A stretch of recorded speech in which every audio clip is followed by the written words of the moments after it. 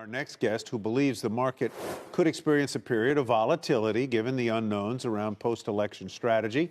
Joining us to discuss, Jeremy Bryan, portfolio manager at Gradient Investments. So, Jeremy, welcome. Good to have you with us. How do you see the market moving from here? And do you say we may be in for a period of volatility? Put some numbers or some sort of texture into that. Sure. Corrections happen all the time, right? And especially in a post-election market that went basically straight up. So if you're talking about a 5 to 10% correction, that is a plain vanilla correction, right? That is not anything that we would be overly concerned by, but understand that that could actually happen, and especially around that time. Now, given what we think about the economy, and if you go longer term from that perspective, would we be using that as a buy signal? Probably.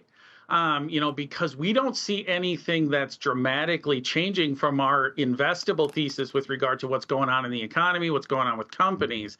But we did have a post-election rally, and we've seen kind of that come back. Could that go further than just coming back and go down for a little while? Absolutely. And that's where we would probably be looking to be more aggressive at that point in time. Mike Santoli, did Morgan Stanley just move what did they do?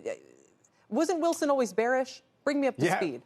He's been largely bearish to cautious. I think that they've kind of been finessing it by saying, be in quality cyclicals for the last several months. So within the market, they've been tacking in a direction that we've actually been going. But yeah, basically saying we got about 10% upside from here through next year.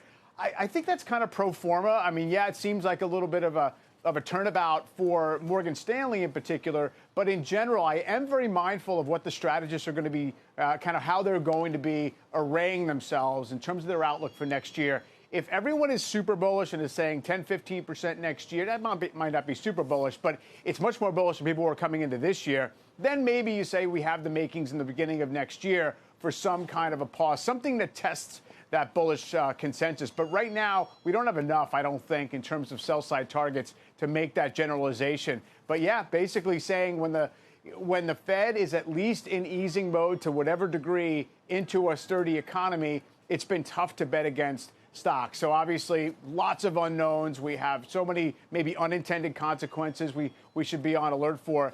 But at this point, I do feel as if the upside is the benefit of the doubt.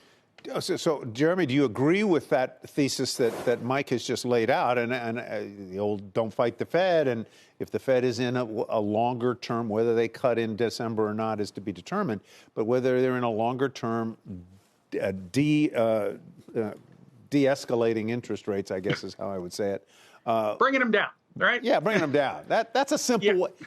How come I couldn't think of those simple words? Hey, man? That's what I'm here for. No. From a bringing them down perspective, we absolutely believe that's true. But here's what I would say from that is that I'll be interested to find out in conjunction with Mike here, what they talk about when the strategists talk about valuation, because there's no question we're elevated from a valuation side. So how do they square that? Can they say valuation can sustain at these levels? Because we're back to basically where we were in 2021 from a valuation perspective.